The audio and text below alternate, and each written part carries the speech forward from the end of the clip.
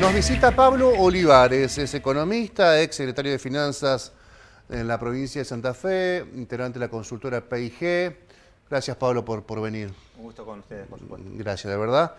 No, sí tenemos tiempo para charlar de dos o tres temas que son muy relevantes, muy complejos, pero teniendo en cuenta tu experiencia mediática, no sé, imagino que forzada, porque cuando fuiste funcionario estabas obligado a dar respuestas todo el tiempo.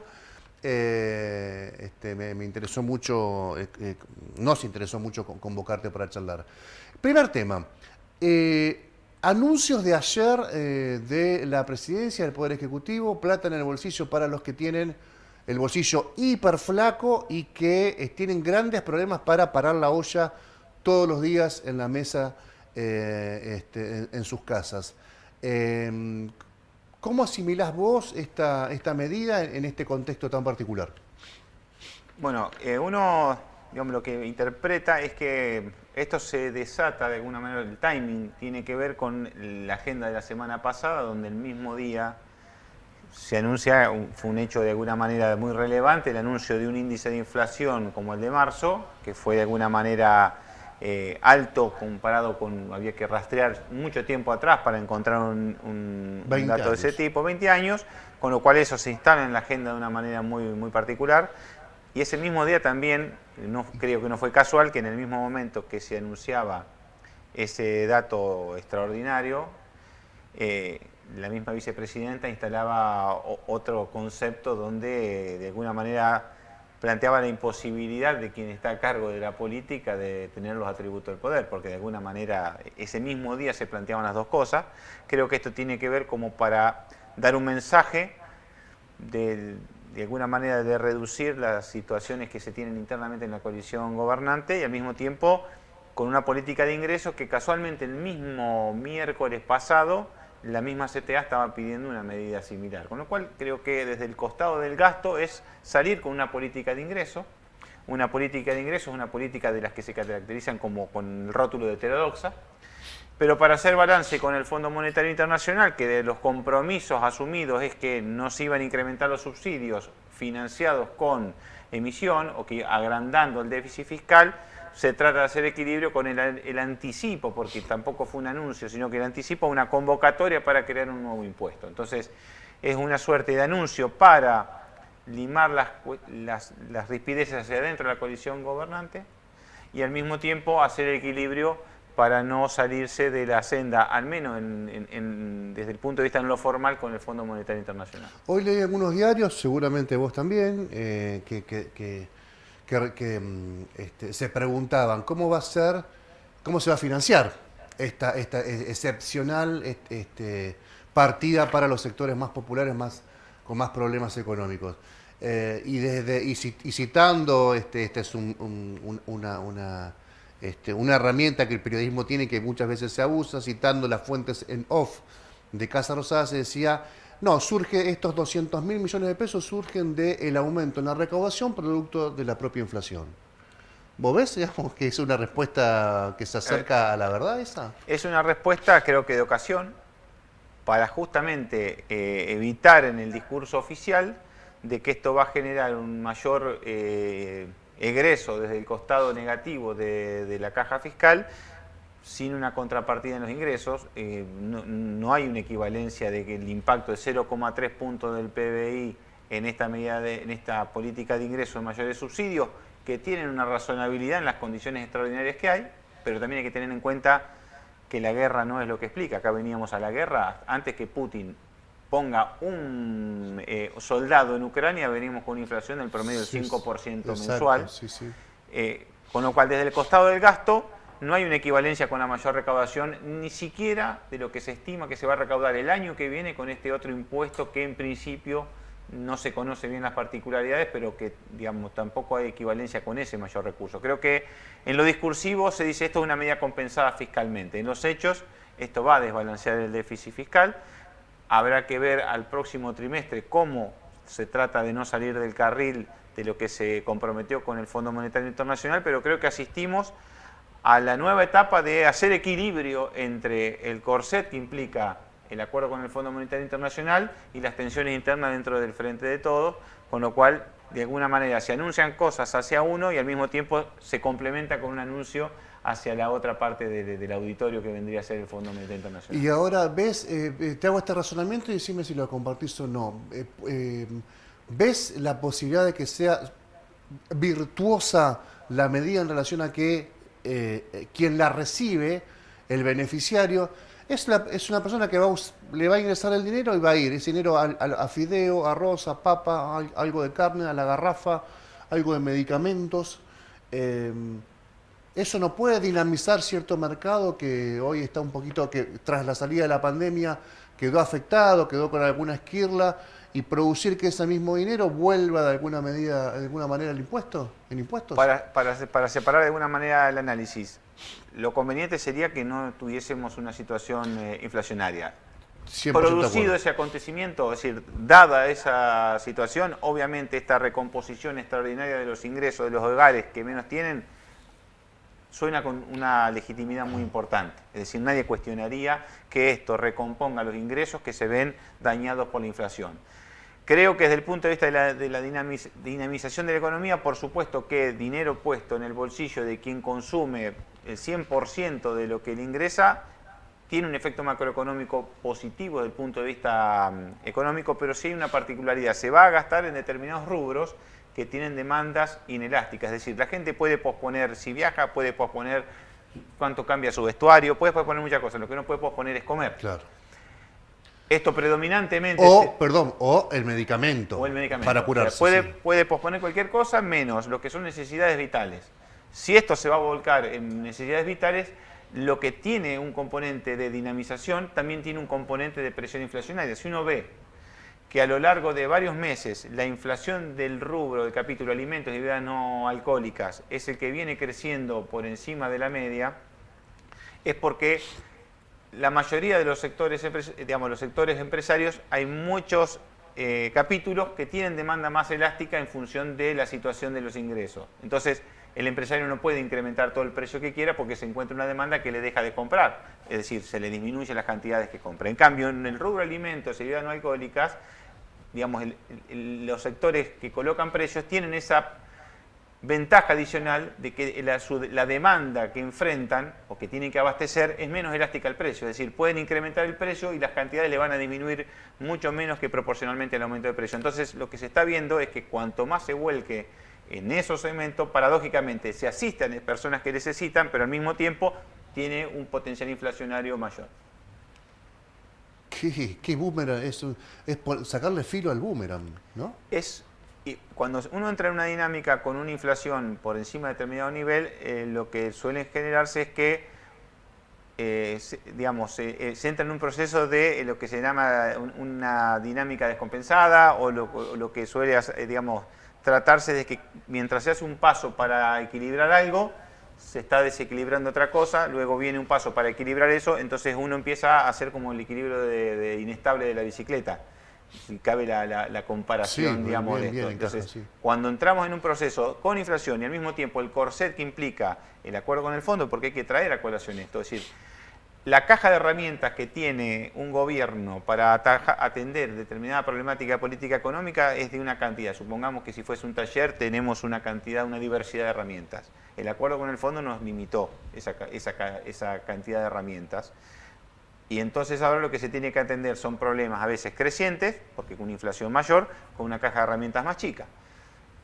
Y eso, en realidad, con el tiempo va a empezar a generar otro problema, que es cómo hacemos para hacer equilibrio entre la tensión social que se está generando por la macroeconomía, que todavía no despega significativamente en lo macro, en el crecimiento, aunque se está creciendo, pero con un nivel de pobreza, digamos, importante, y una menor cantidad de herramientas que dispone el gobierno para poder atenderla. Porque antes, emitir subsidios era inflacionario, digamos, incrementar subsidios con emisión. Tenía un potencial inflacionario. No 100%, como algunos economistas más ortodoxos plantean, pero tiene un componente inflacionario. Hoy esa herramienta deja de estar.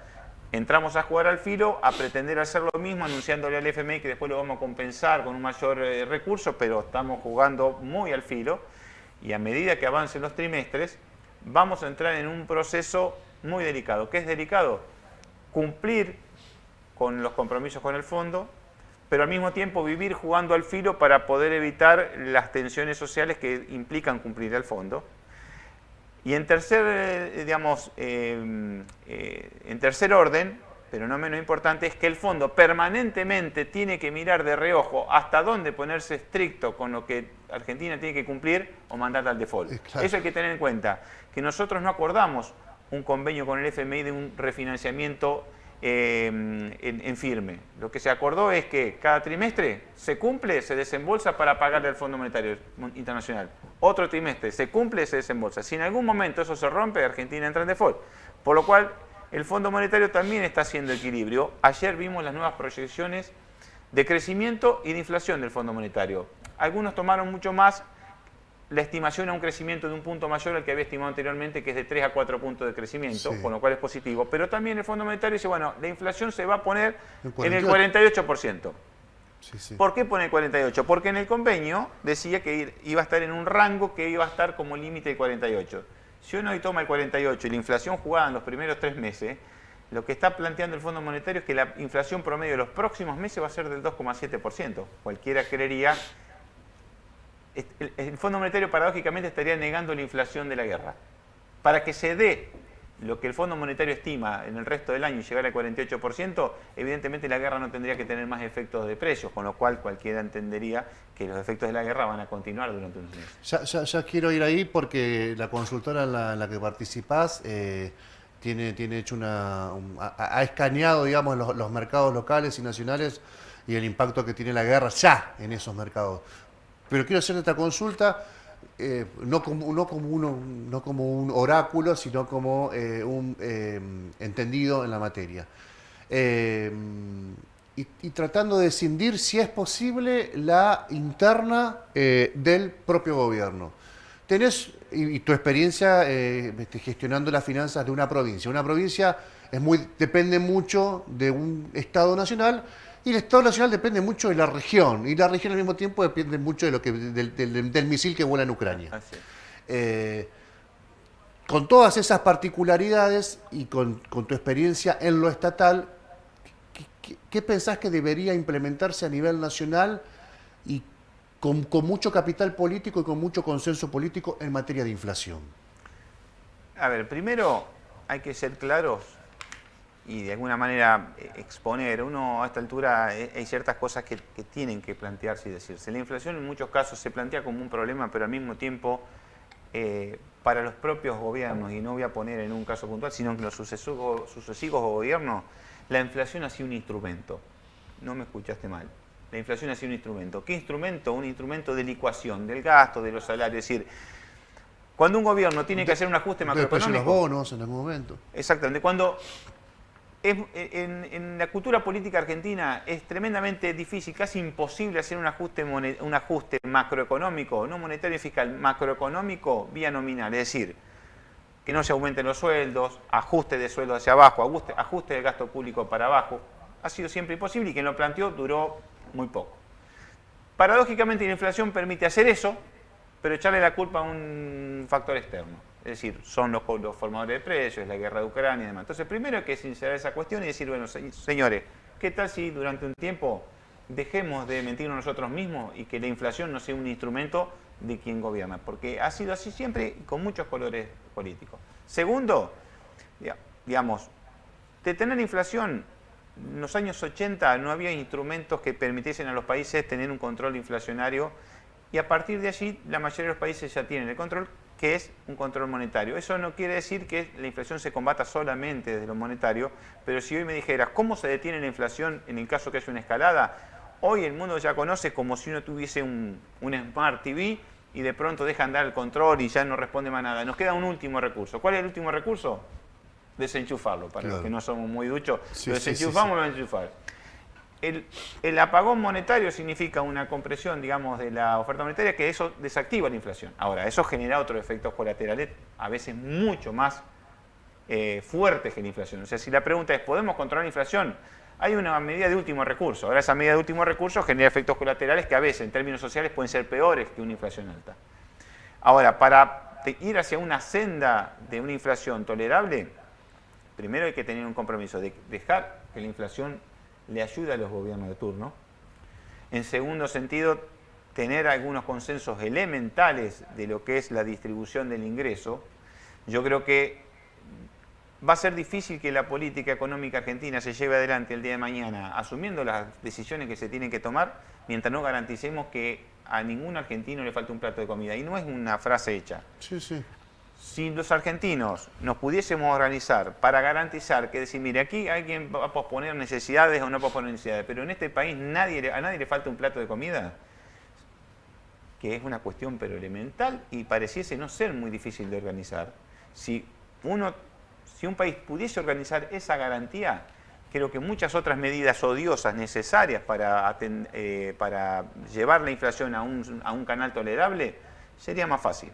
Pero habría que empezar diciendo, señores, le garantizamos que a todo argentino no le falta un plato de comida. Mientras no se garantice eso, es muy difícil hacer política económica porque cualquier medida odiosa, ya sea de contención monetaria, que aumente circunstancialmente el desempleo, cualquier medida de enfriamiento económico o de concertación pidiéndole a determinados sectores que pospongan incrementos de precios, que pospongan incrementos de salario en aras contra la inflación, genera efecto, digamos, de tensión social. Ahora, una cosa es administrar esa tensión social si uno garantiza que a nadie le falta un plato de comida o determinadas necesidades básicas, y otra cosa es que discutir esas cosas mientras eso está al costado. Claro.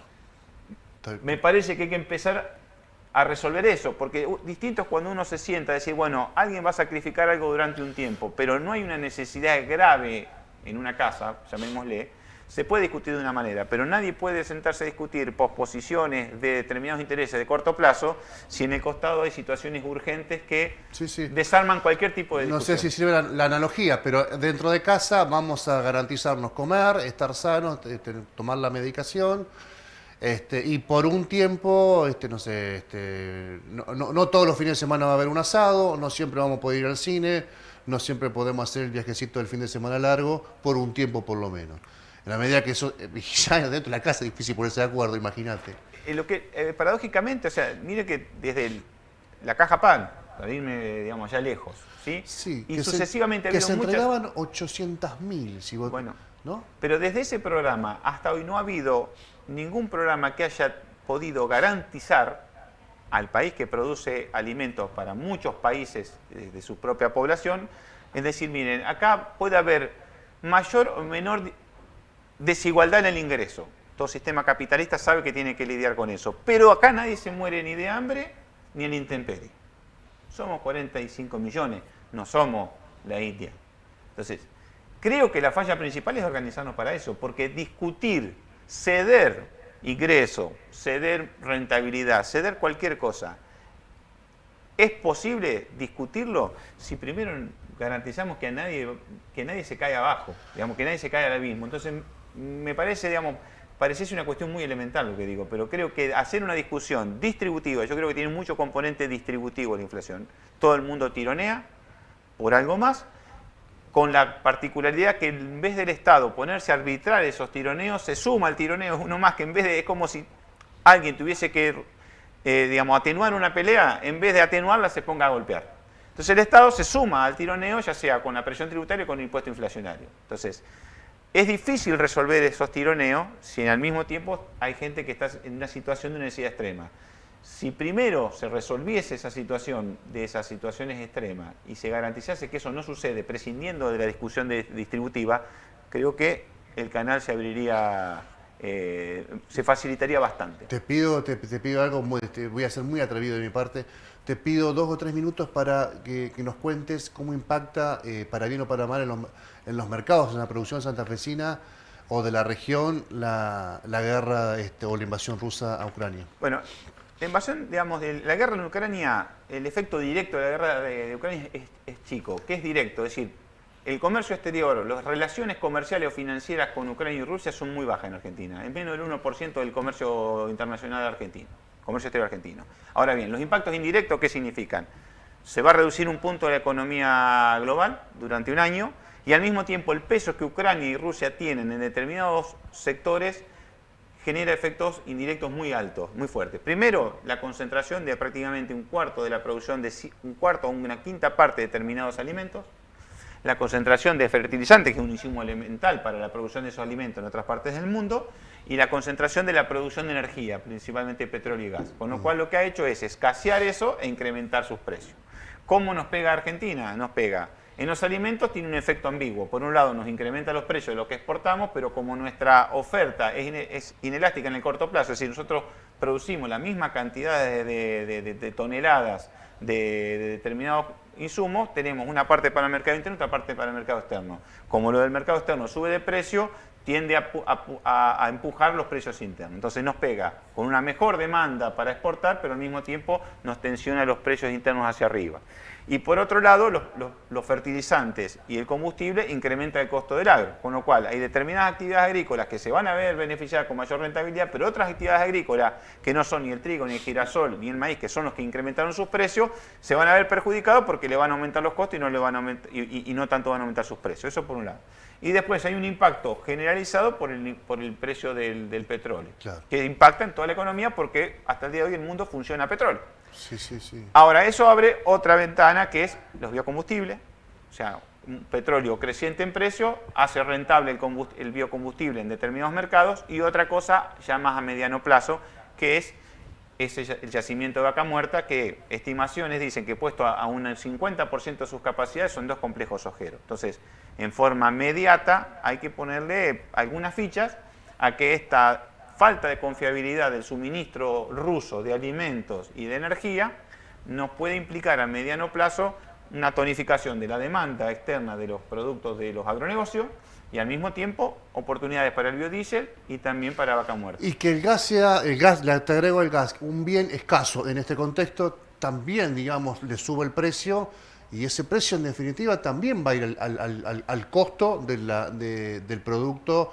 con valor agregado, ¿no? El aumento del precio del gas también empuja, digamos, como el petróleo, con una particularidad: el petróleo, al ser un líquido que se puede transportar y es una oferta que puede estar disponible en distintas partes del mundo, tiene una traslación a un precio mucho más intensa, digamos, más inmediata. El gas, que es, como el gas digamos, salvo el gas licuado, lo demás es a través de gasoducto, la escasez de gas en un sector no implica necesariamente que el suministro en otra parte del mundo compita para abastecer la parte que es escasa. ¿Por qué? Porque se necesitan gasoductos. Entonces no es tan lineal el incremento del precio del gas. Claro. Es decir, ¿qué hace Bolivia con el gas excedente que tiene? El faltante del gas ruso en Europa puede permitirle a Bolivia aprovechar ese excedente para vender en Europa. No es tan lineal como el petróleo que, por ejemplo, podemos producir en Vaca Muerta, de abastecer parte de lo que le falta a Europa.